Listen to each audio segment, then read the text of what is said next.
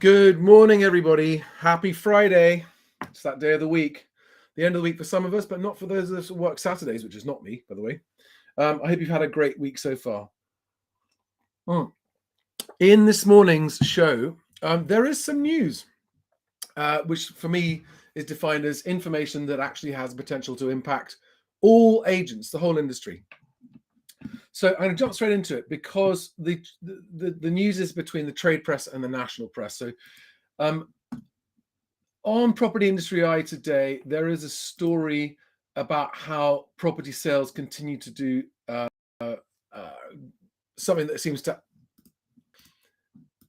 defy gravity as far as the economy is concerned. And what I noticed was this. It's saying that in March, an estimated 114,000 transactions happened. Now, it also compares it with 98,500 transactions in March 2019, which is well before the pandemic, a year before the pandemic hit.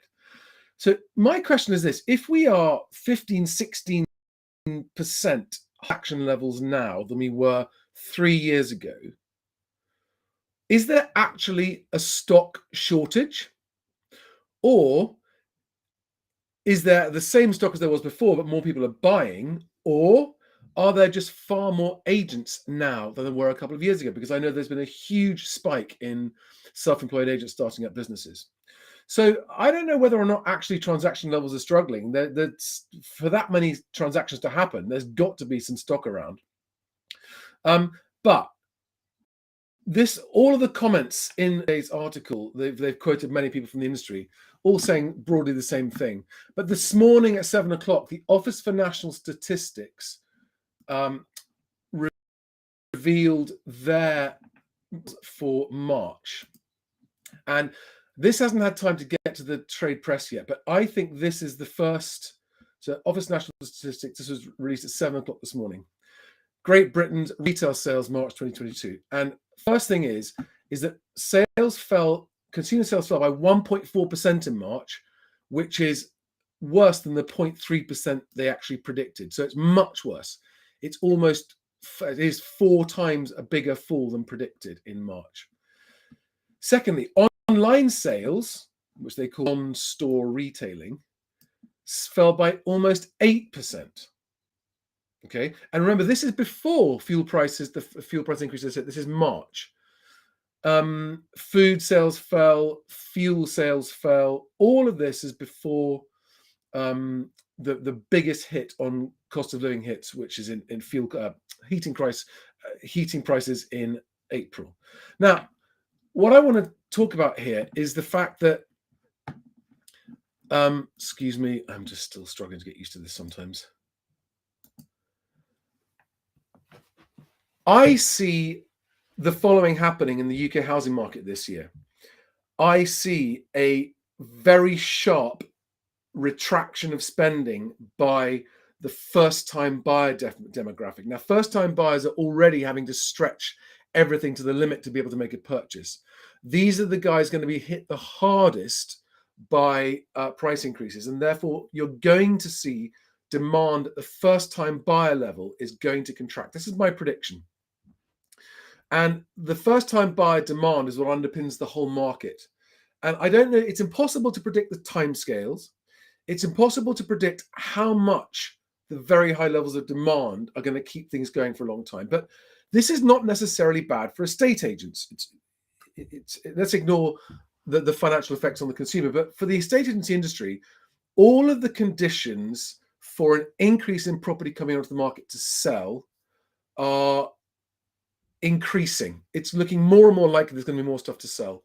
It's very, very hard to tell, and something eventually will trigger it. But I think that we're going to have a busy spring, a sort of weird, quiet summer, and then possibly in the autumn, you might see an awful lot of this economic effect of the cost of living crisis feeding through to actual transactions in the property market. And that won't hit house price figures until probably early next year, because there's always a 3 to 6 month delay between when the transactions are taking place and when they actually complete. So I just think it's worth bearing in mind. I think there's going to be an increase in stock gradually this year, especially towards the end of the year. And I think you're going to start to see. So I'd start to take care of your buyers a bit more than perhaps you have recently, because they're going to start to become rarer gradually, I think. So that's my take on the news and the economic news this morning. Now, on to the tip of the day, which begins, and this is prompted by a story that's out on Estate Agent Today, where a company called Your Business Number has done a study of estate agents to find out about stress and fatigue for property professionals. And this is the bit I wanted to focus on. Some 26% of property professionals told the survey they were regularly deal with work-related communications outside official working hours.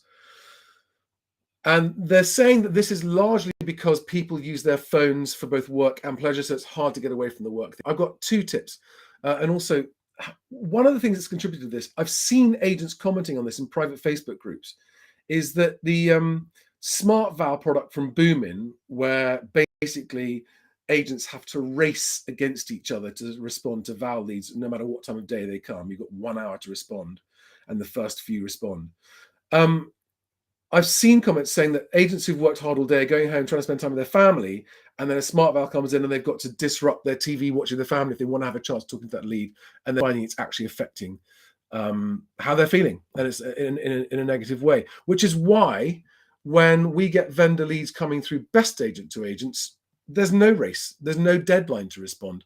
I think it works against vendor interests if it's just a question of who's the fastest to respond. That's not necessarily a reflection of who's the best agent for that particular client. So we don't have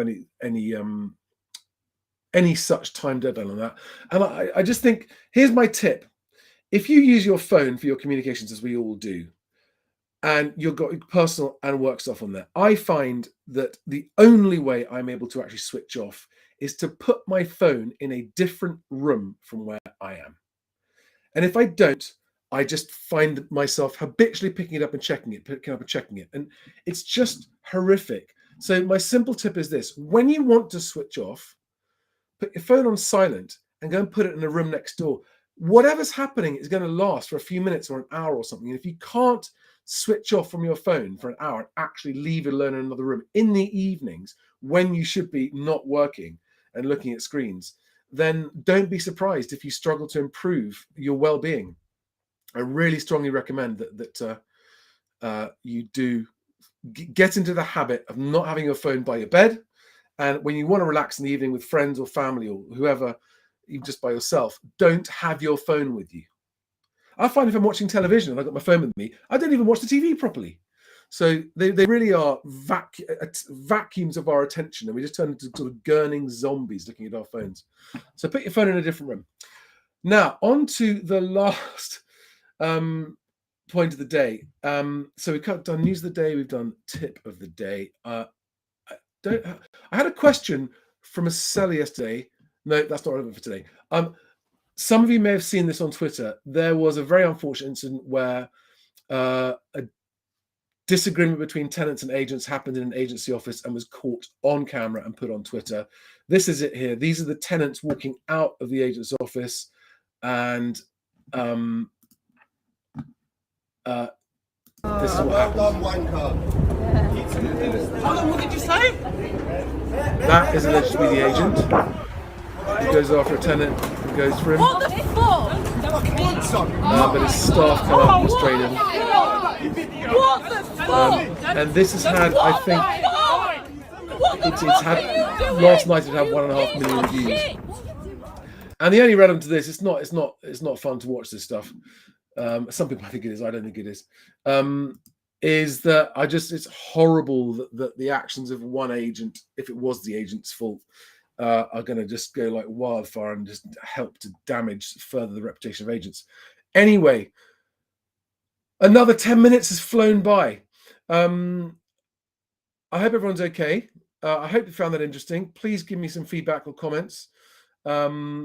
Share this with your friends, and have a fantastic Friday, a fantastic weekend. And I will see you on Monday morning. Have a great weekend. Thanks, guys. Bye-bye.